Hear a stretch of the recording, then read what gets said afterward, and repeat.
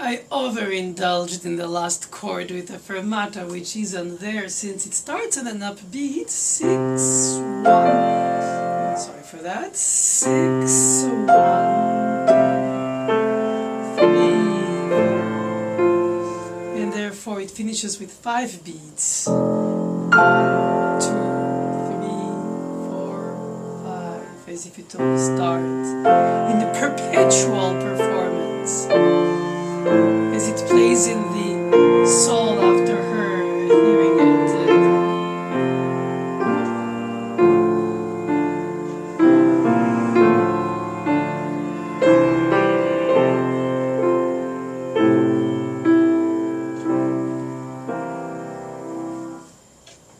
Pianistically, it's important to keep in mind that this is an inner landscape, a soundscape of the soul, not something you demonstrate.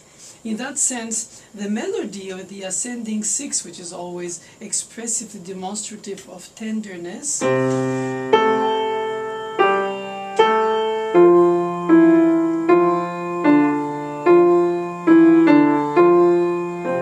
is nested inside the chordal progression.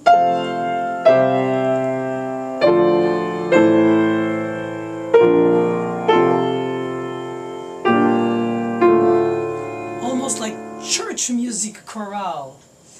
And inside this austere and beautifully simple chorale, you have this expression.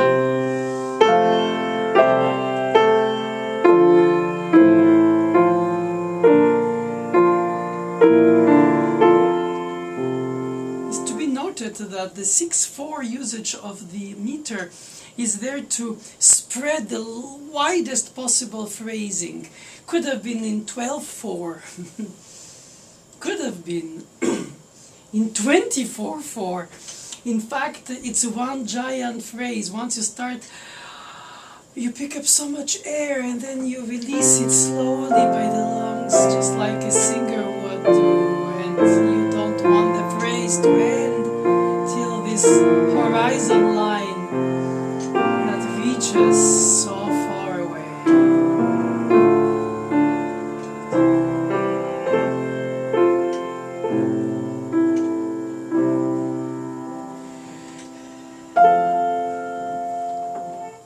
That would be one sentence. Naturally, the expression comes in the delicate eighth notes.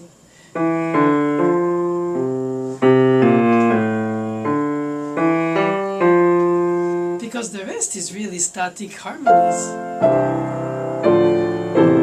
It almost reminds us of the Pachelbel canon.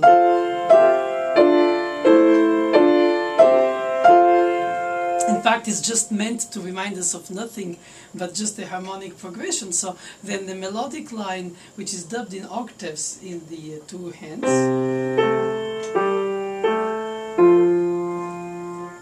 has even more brightness meaning inside, because if it was written on the top,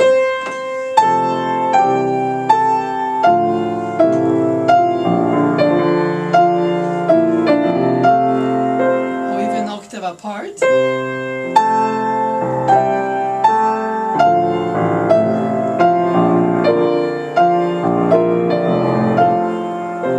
it is true that it takes more space, it displays itself, it settles. At the same time, here it is important for the pianist to think, which part do I follow in order to have one that guides me through the phrasing? Well, you cannot take that decision. You have to equally play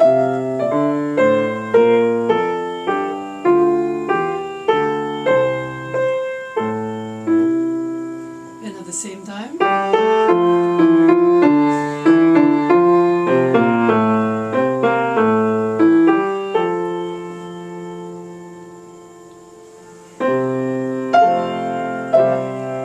the fact that the melodic line, which is in the inner voices, is an upbeat phrasing.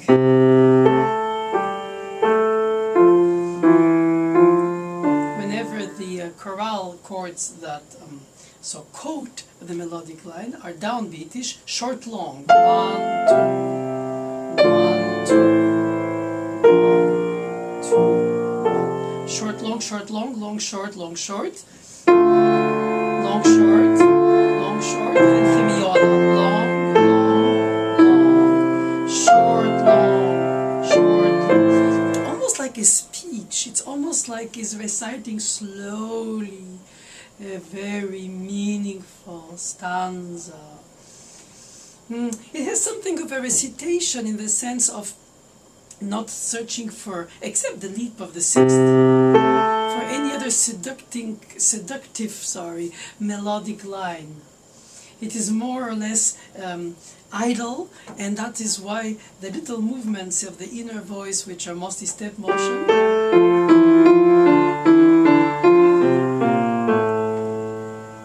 they settle inside us.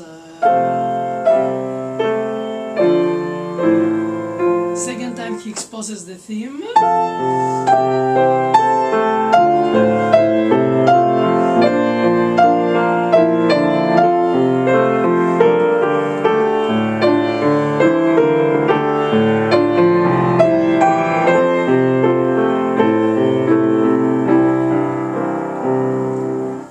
Naturally, we have now for the pianist the complexity to keep the pace, calm, serene, content, to a certain extent in a sense of fulfillment, in plenitude. So the eighth notes in the left hand don't become hectic. I think they should be played inside the escapement.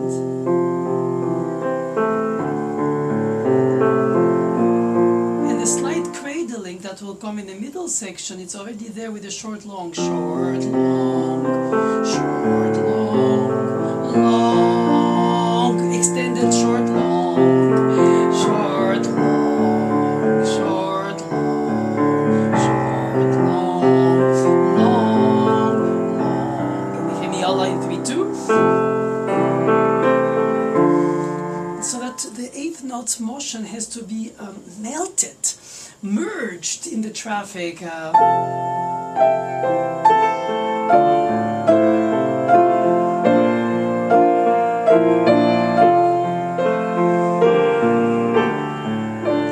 It's a luxury to repeat it, and the concert is only one time, because the more we hear it, we more enter in the spirit of it. It allows for so much more bud tasting almost with the sound.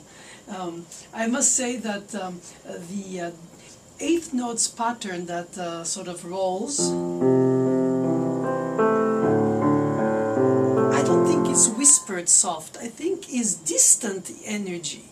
In other words, if I was close to it, I would imagine, but because it's far away,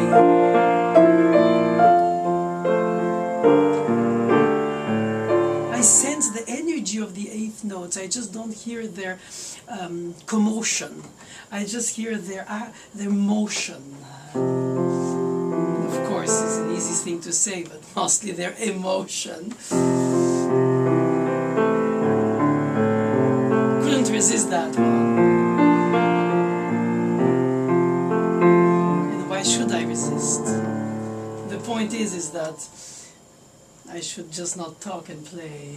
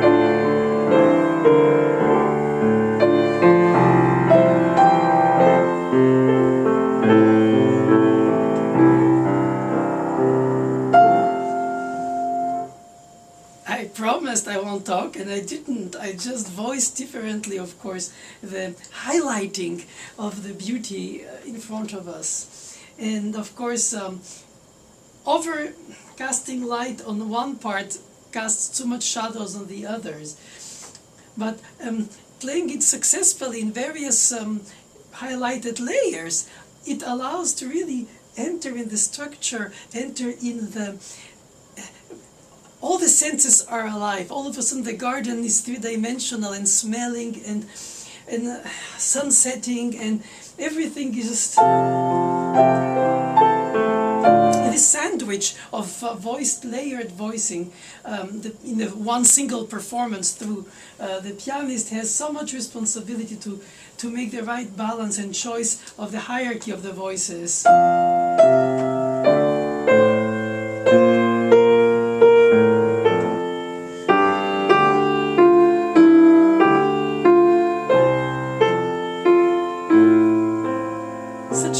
Such a gift to us, such goodness, such meaningful, real, simple, unaffected goodness in these simple triads. So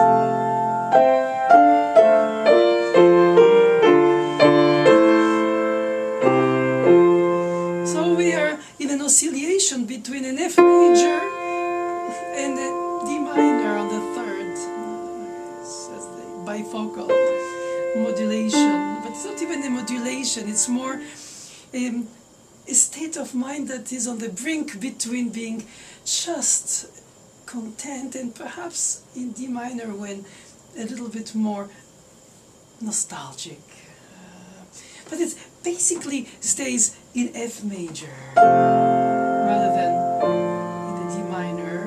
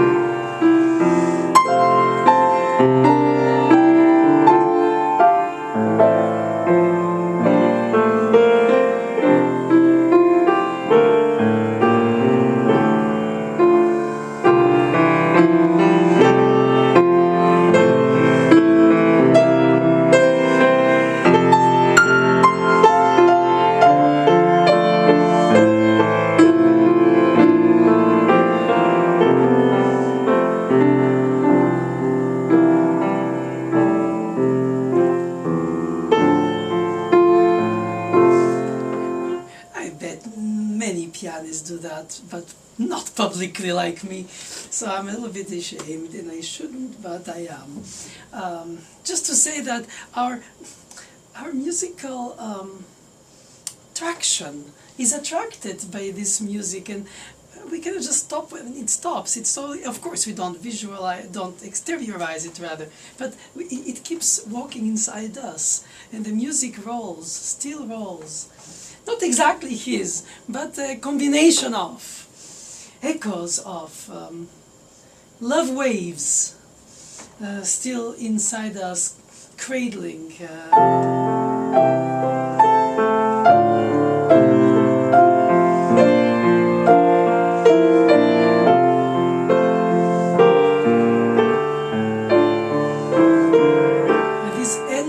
Of bars with endless group of quarter notes and now flowing eighth notes in the second variation of it give us this sense of almost infiniteness, it doesn't exist, of eternity, that's what it is.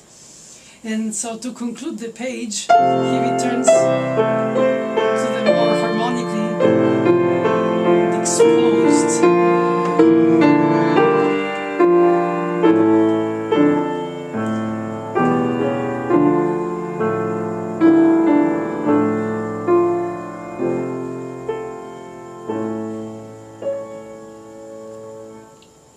since his middle section is in D major and not in relative D minor, he still hints towards it by sort of suspending himself on the dominant of the relative, in this case, major.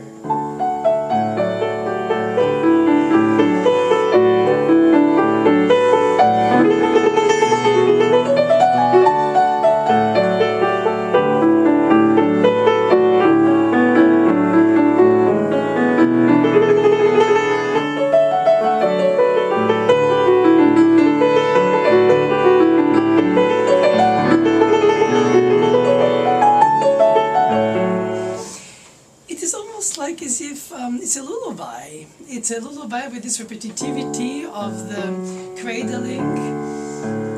It's almost hypnotic. Hopefully not for the pianist who plays it, but for the audience to enter in a daydream of cradling. And it has this double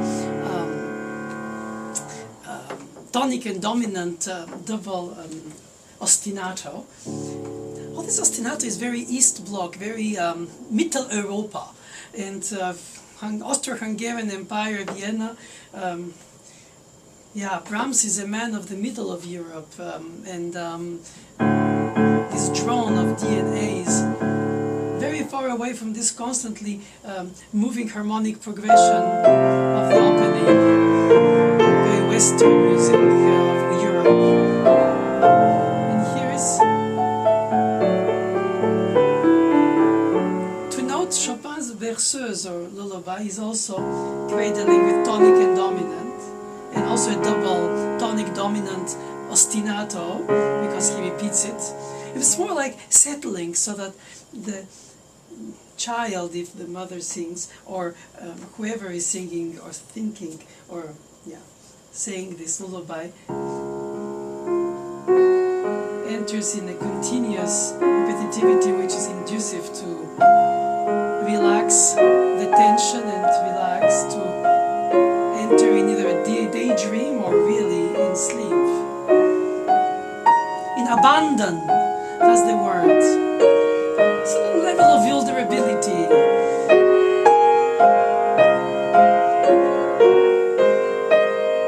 With the right hand improvising, or rather variations.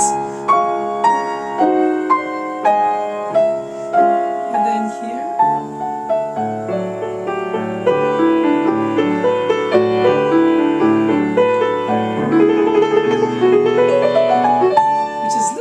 A zesty modal augmented fourth, which is not at all to do with the secondary dominant of A major.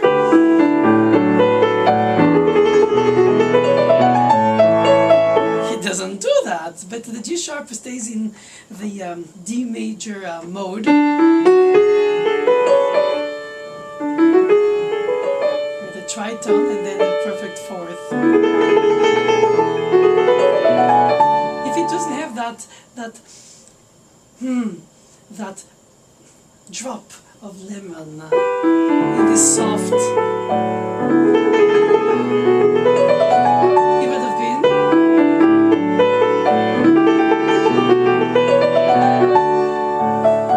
of course he should never have been that.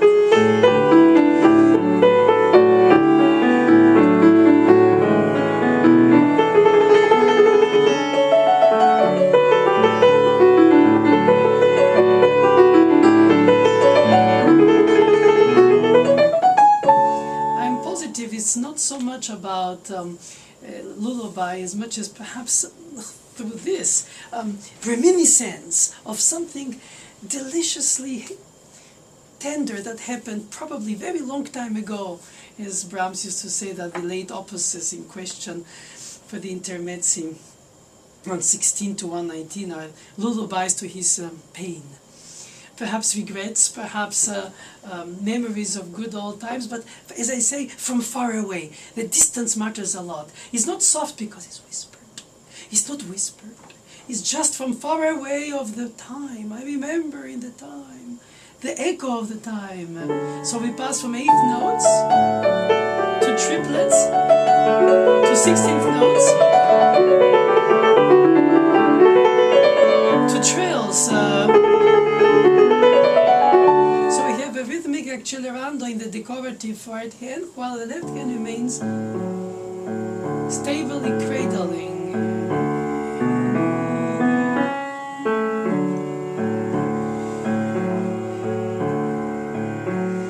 It's tempting to overpedal because then we have this double ostinato drone, but at the same time, if we pedal only on the first note and let the melodic leap of the sixth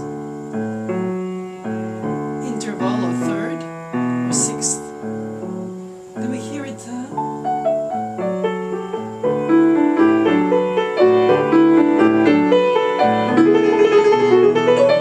versus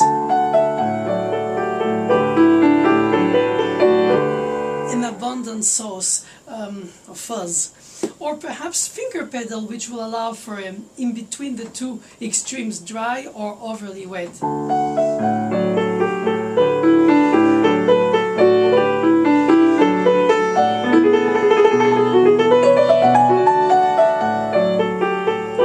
It's delicate because it's very large, and not many hands can reach this 10th with D F sharp, to take an example, in order to create a finger pedaling rather than the foot resonance, which of course by lifting the tempers resonates all over the place, so it's less obvious to control.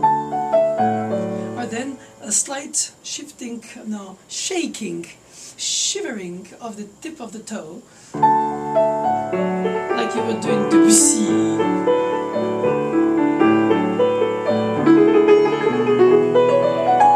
Just to leave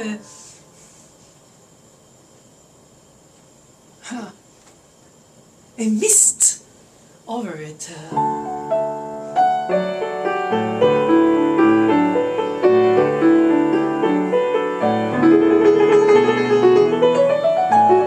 And the trill needs to be not that soft, but not either an electric bell, which easily becomes the fact of replaying quickly the keys, especially if you let them entirely lift. But if you pick them on the way halfway up, you can quickly replay them, and they speak on the brink.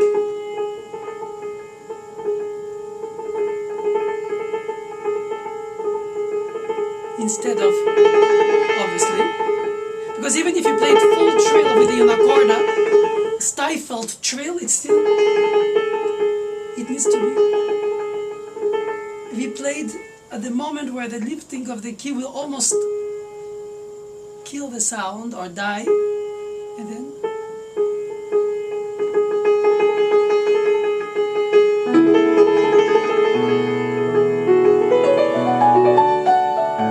beware also that the trill should be faster, meaning more notes, unmeasured, please, because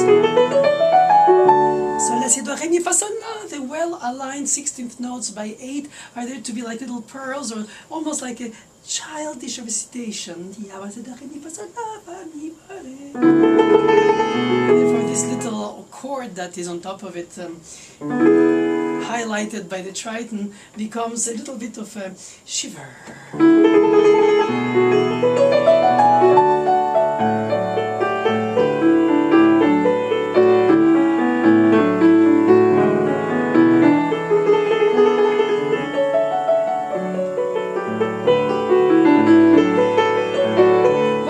Abandonment can you get than 2 against 3, right? So no wonder he maintains his dotted rhythm for the cradling in the left hand, and then, which is why when he switches to 16th notes by 4,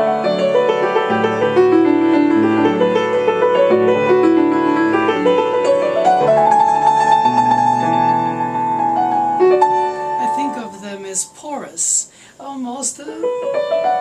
If I played without the pedal, they would be sort of pearl non-legato,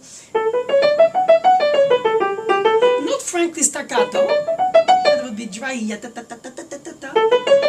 It would be more like for staccato, perhaps for Scarlatti. But and then you put marinated. But Martas is the groupment by 8. And then, as if you had bowings in your palm and between the knuckles. La si do re mi fa mi fa re so la si fa mi re mi re mi re la si do re si la si do si.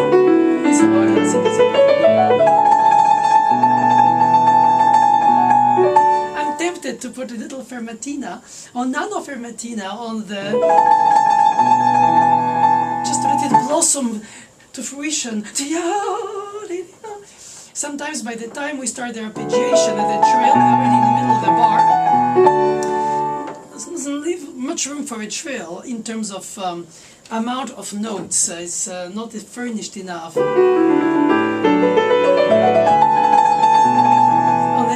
started before the beat. I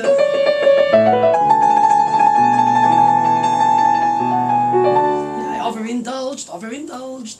As a matter of fact, if I apply myself to do what I teach, I should count my second and fourth beat. 1, 2, 4, 2, 4, 2, 4, 2, 4, 2, 4. Because it's the beat where the left hand doesn't play. 1, 2, 3, 4, 1, 2, 3. That's not appropriate.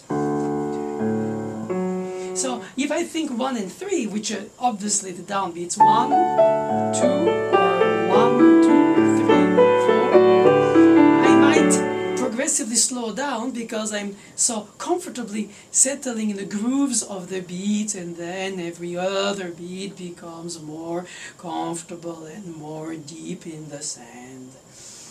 Whenever, if I count the upbeat, like the conductor would give the indication for the orchestra to maintain a flow to the pulse instead of rushing, nor, of course, slowing down, I would count inside me 1, 2, 4, just 2 and 4, the beats that are not played in the left hand, and therefore in the triplets, 1, 2, 3, 4, 2, 4, and then 2, 4 in the 16th notes, 2, 4, 2, 4, 2, 4.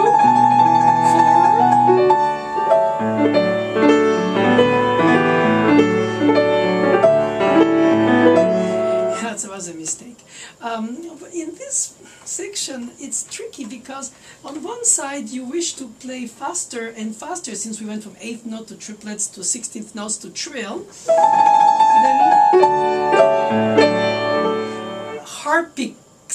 harpistically, so to say, cherry picking.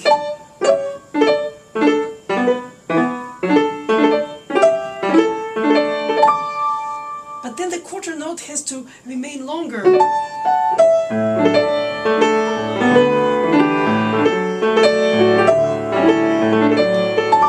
Perhaps play before the beat and maintain the second and fourth in motion while distillating this.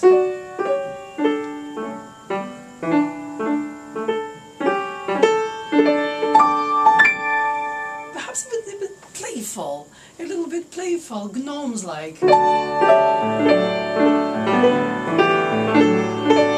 This kind of grace notes arpeggiated is in Chopin's slow movement in the E major concerto.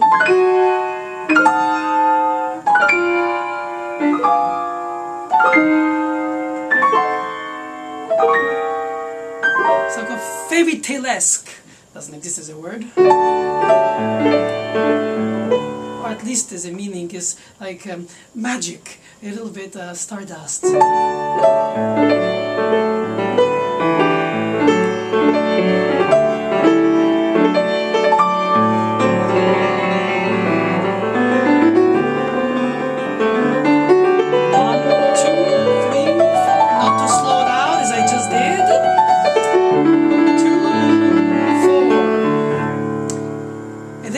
Is very tricky because when he goes, tricky is not the right word, very intriguing. Because if we go back from this middle section in 4/4, cut time, therefore a 2/2/4/4, because it's slightly faster than the opening of the andante. When we return into the andante 6/4, he indicates that half note equals quarter, therefore 1, 2, 3, 4, 1, 2, 3, 1, 2, 3, 1, 2, 3. Of course it's possible and advisable, but I find that this transitional 3 bars, which bring us back out of our daydream of D major, are almost improvisatory for me. Nothing but the trill in major and then in minor, and then in F major.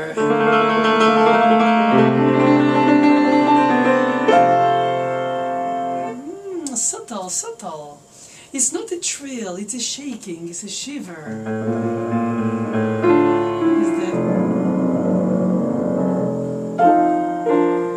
But more dark. in D960.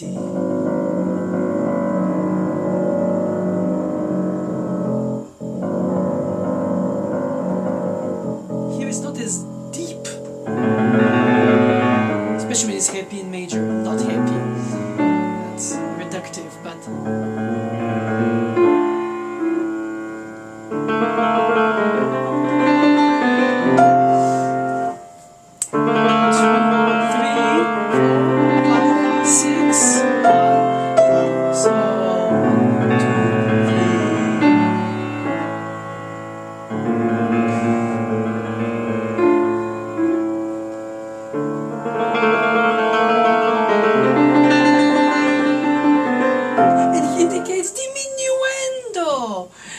accumulative trills inevitably bubble like a snow man that you build with more and more snowflakes. No, he doesn't want crescendo.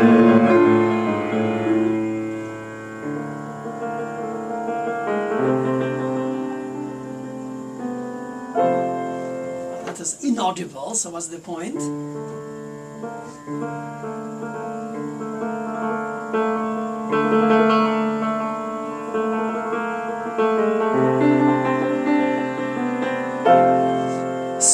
Do, si, do, la. The termination of the trill is its elegance.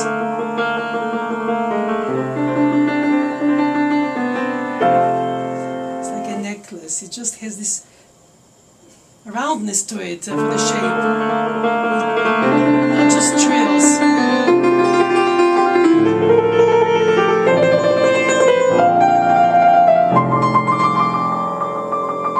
It's not a question of trill, really. It's a question of direction and shape.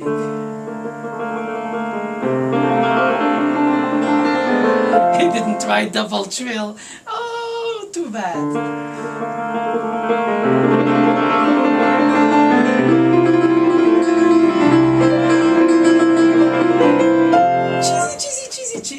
Cheesy, no.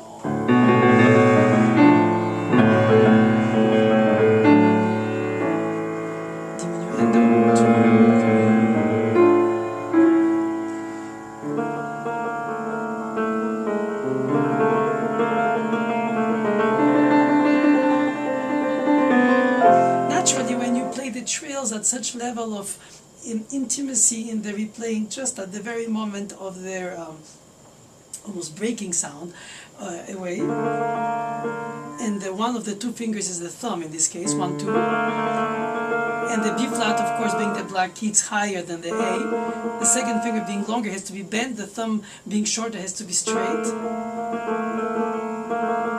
until you find the two tips equalizing on the keys.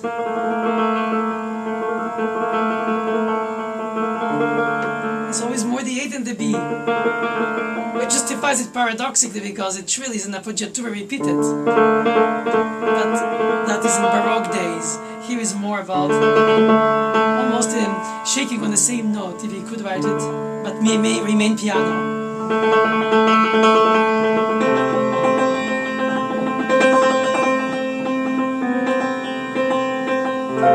Doesn't function. That is better.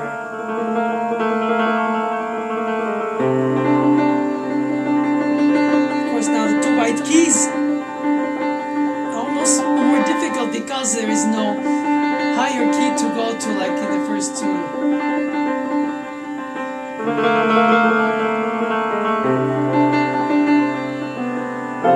To say to my students, you practice so many hours to manage the dosage of the micromilligram, or so to say, of weight, and how you're going to memorize it in order to produce it on any keyboard, more or less, hopefully. So in a moment of performance and somebody coughs in a hall because it's live, and all your work is gone, even if you manage to do it right, and sometimes nobody coughs when it doesn't play, and it's so enraging.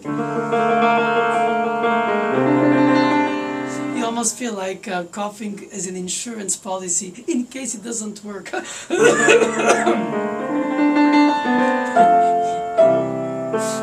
that's silly, of course, but it's fun.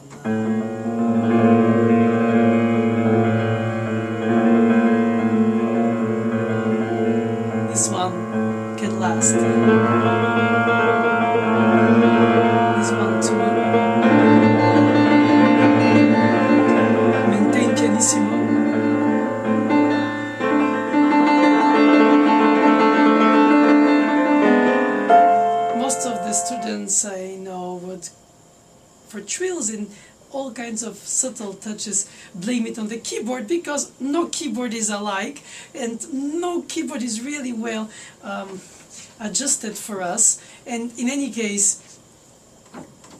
life is goofy and life is imperfect, but life is beautifully goofy and beautifully imperfect, so sometimes we have to accept it. And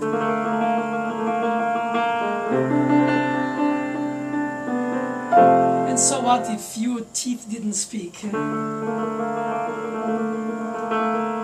That's better.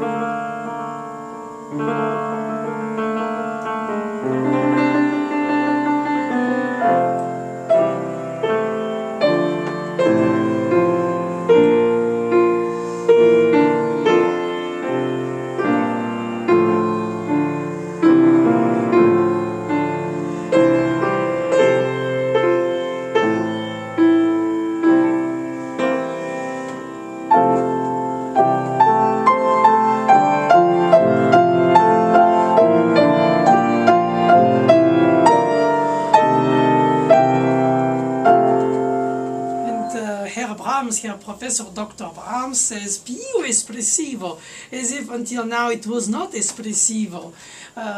So does it mean louder? Does it mean more tender? Does it mean more intense? Does it mean all of the above? And perhaps in fact it does, because of the descent and the melody with ephemeral leaps up, while of the dropping part.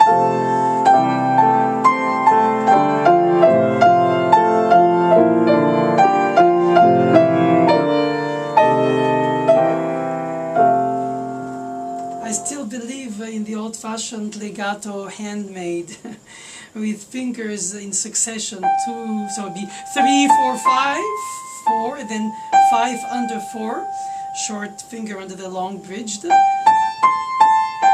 Then 5, 4, 3, 4, 5, 4, 5 under, perhaps 3, 5, it's the hand allows, or 5, 4, 5, 4, 5, and then 3, 5, and perhaps slide 5 because black to white key, and then 5, 5.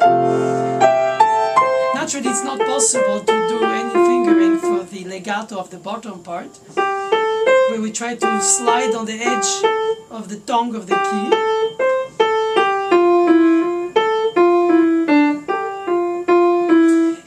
And have this sense of agile, flexible thumb knuckle. Yeah, that's the word.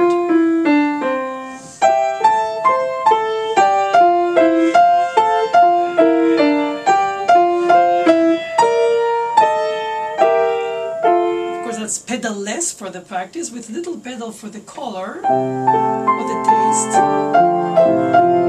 Left hand, of course, I would do for the melodic top part 3, 2, 1, 2, and then pass the thumb under on the F, on the G, I'm sorry. So it would be 3, 2, 1, 2, 1, 3, 1, 3, 1, 3, 2, and then under thumb, more flexibility, but it helps.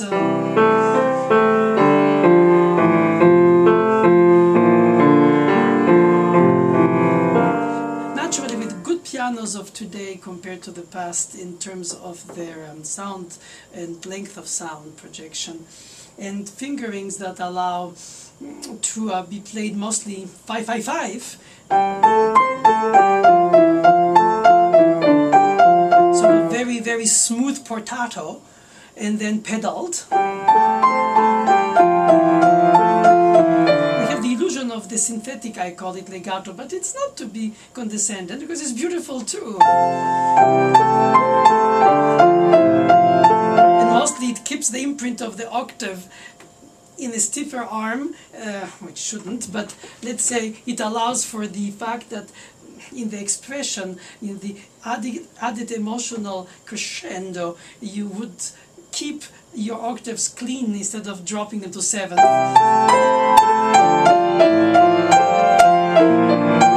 Because of course stiffness creates that, but at least it keeps the imprint if you maintain it.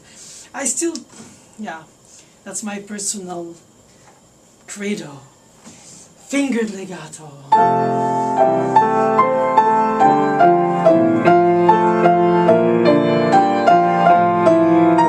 When possible, where possible, is possible. And I'm not even convinced one hears the difference, really. It's more in the industry of the playing, in the making, the craftsmanship that makes us feel like we sort of sculpt it and we feel the phrasing.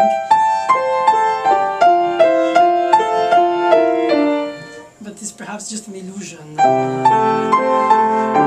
But everything is an illusion.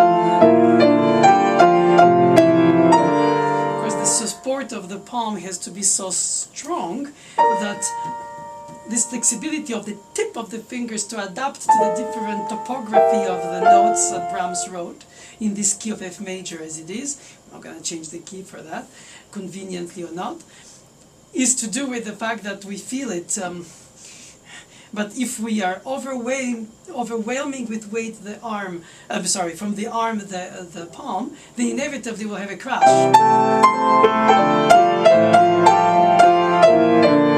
So one way or the other, it's a question of finding the balance between support and flexibility on the tip, support on the top, and freedom on the arm.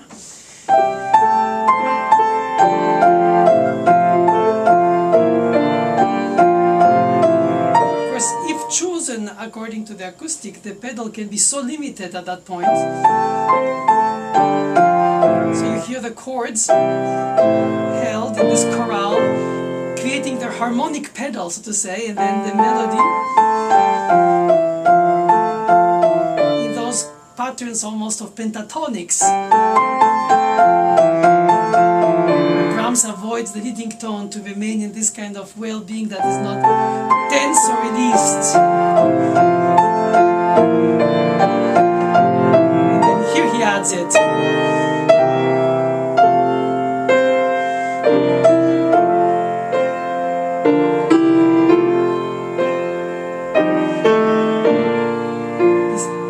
Highlighting of the octavization allows for an emptiness that is dressed up. Octaves are very shallow and hollow and all these things, not warm in terms of harmonic dressing. And he manages to get... And then...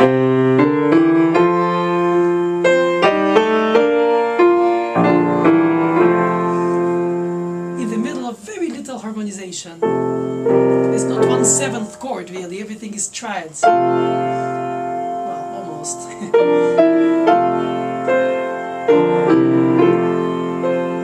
That gives it its charm also, its simplicity, in its evidence, its, I would say, lullaby is the only word that comes to mind. Because if the harmonies were too rich and too complex,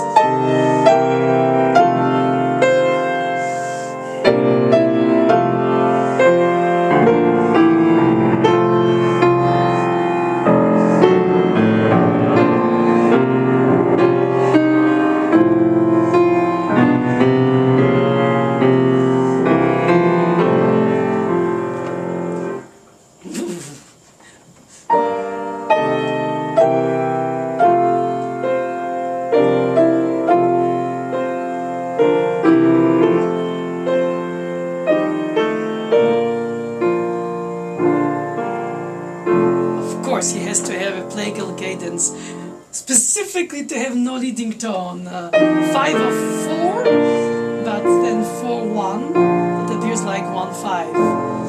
Almost as if suspended on the dominant of a B flat, which is only the subdominant.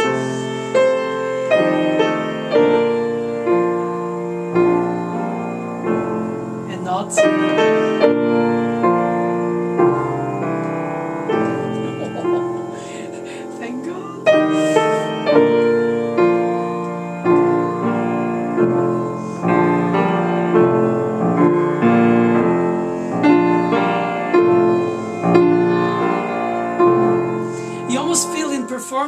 playing several times each bar with a different highlighting so that you can admire the edifice from all points of view in a 3D, 360 interpretation.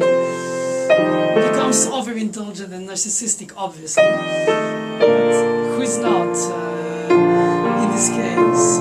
Perhaps Brahms himself. I would have gone, finishing on the 10th would have been so cheesy.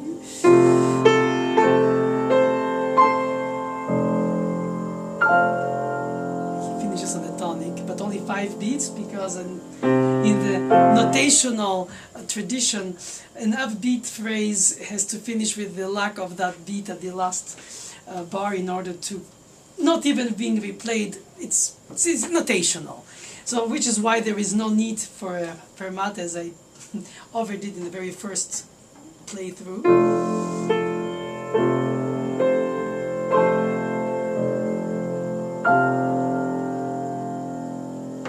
So there is 1, 2,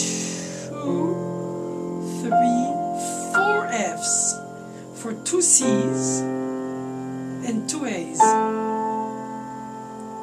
So the F prevails, obviously.